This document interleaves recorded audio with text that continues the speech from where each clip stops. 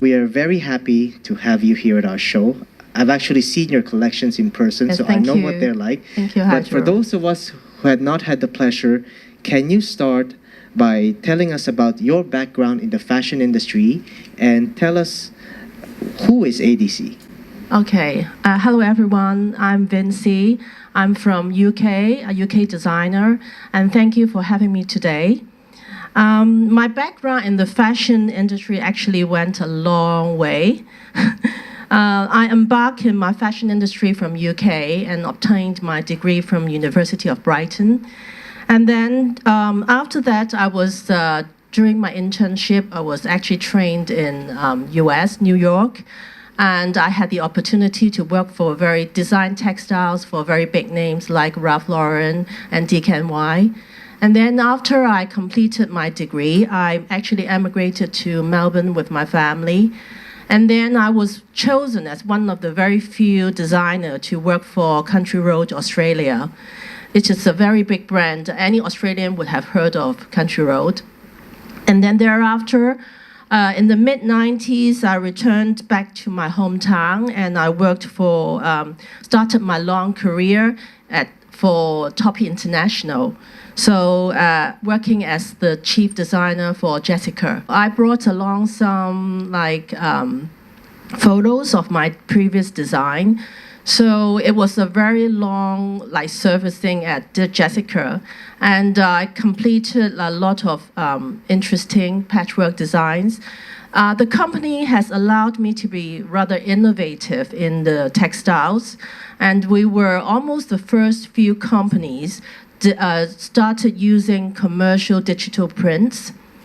And then these were some of the embroideries and patchwork I did, and some of the laser cut. So I really enjoyed my 20 years of servicing as the designer for Jessica. Amongst my design, I think in Jessica, I was very honored to have designed the dress for Kate Middleton. So she bought this dress from our Covent Garden store in UK. And at the time, she was very supportive to local brand. So I was very happy and absolutely over the moon that she picked the dress, and she was very supportive to all the local brands in UK. So that was one of my biggest story behind my fashion industry. Very interesting indeed. Thank you. So could you tell us what makes this brand, ADC, that you started, what makes it unique and why? Okay, thank you. This is our showroom in Hong Kong. So in 2016, I decided to open my store called ADE.C, so named after my daughter's name, Adeline. And so I wanted to do something more special and more unique. So it's a bit different from the normal commercial fast fashion brand. I wanted to create something that's you can own for now and forever. So something very special and more memorable. ADE.C is about uniqueness. Okay, we are unique because we are not boring. And I wanted to create special textiles, embroidery, and silhouettes for my brand. So these are some of the trunk show I did abroad in Shanghai and also in the clubs, in the Japanese club and ladies recreation club, brand building my fashion. And at the same time, I was trying to brand building my fashion insight into for celebrities and stars. So we had Virginia Look and also Priscilla Wong and all the stars. And then lately, I was designing for Sing Mong Jun Kei and all the young stars. And Miss Janice Wong, she's always been so supportive to me, and she's always wearing my collection every season. And then more stars and all the hot stars, young ones like Yiming Hei, and we did actually a collaboration with Chantal and in aid of the Breast Cancer Foundation. So we were designing a line between Chantal and my daughter, and we actually made like an online 5-day sales and then donated like 6 figures to the Breast Cancer Foundation. So that was quite achievement for ADE.C. I'm just showing you here the Shanghai Fashion Week in 2018 and then Shenzhen Fashion Week. We were doing a collaboration with the shoe designer Jimmy Choo's niece called Lucy Choi and the Shenzhen Fashion Week. And then this was called the charity auction in Shanghai. 中文叫做巾幗圓桌. So at that time, we donated 6 dresses for this charity foundation in aid of the young children in China. And so the affiliated brands with us are Karl Lagerfeld and Harry Winston. So we're very honored. Furthermore, we did the Paris Fashion Week, and this is the Tycoon fashion show we did.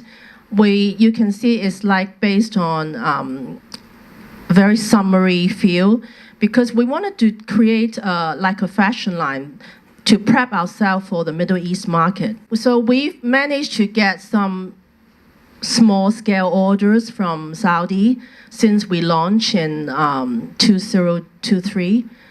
So we're still starting, and it's been quite difficult, I think, to get into the market. It's very, very challenging.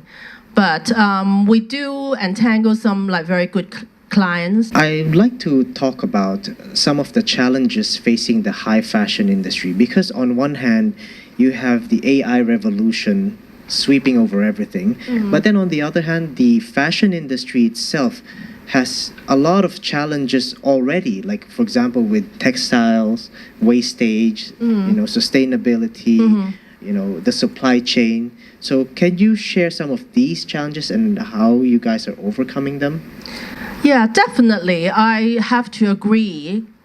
Like we do encounter a lot of challenges like the concept of sustainability, textile waste, and supply chain disruptions.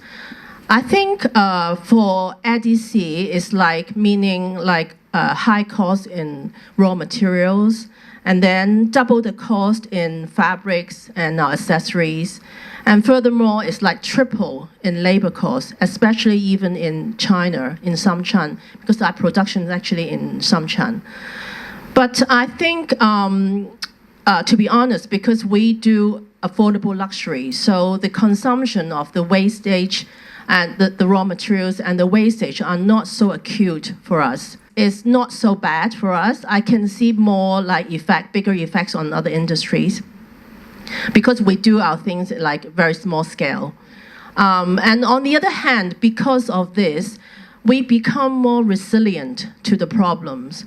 We make better options. We make careful decisions on the selection of designs and raw materials, and we find better ways to tackle the problem. The new year is just a few weeks away from us. Right. Can you give everybody a preview into what we can expect from ADE.C in terms of the new collections you're going to release? Are you opening any new shops? Now you're also in the Middle East. What's happening in 2026? Currently, we have started last year working with a lot of women's associations. And so going forward, we still look forward to affiliate with more women's club and associations in China and also abroad. So for better business opportunities, and we started affiliating with women's in like the clubs in Dubai. Okay, so we started a show, doing a show in Abu Dhabi. We had the so-called prince and princesses visiting us.